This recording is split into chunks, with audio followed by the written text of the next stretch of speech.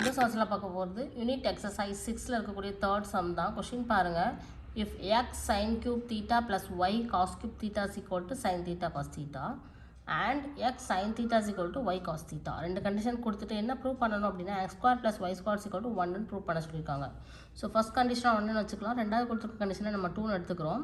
அந்த செகண்டில் இருக்கக்கூடிய X sine theta is equal to Y cos theta இருக்கு இல்லையா, அதில் எக்ஸ் சைன் தீட்டாக்கு பதிலாக நம்ம ஒய் காஸ் தீட்டா சப்ஸ்டியூட் பண்ண போகிறோம். அதனால் ஃபஸ்ட்டு கொடுத்துருக்கதை எப்படி எழுதிக்கிறோன்னு பாருங்கள்.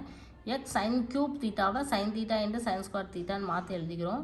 Plus y cos cube theta is equal to sine theta cos theta.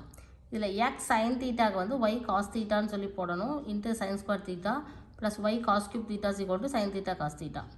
So இதில் ஒய் காஸ் தீட்டாவை காமனாக வெளியில் எடுக்கலாம். So sine square theta plus cos square theta equal to sine theta cos theta.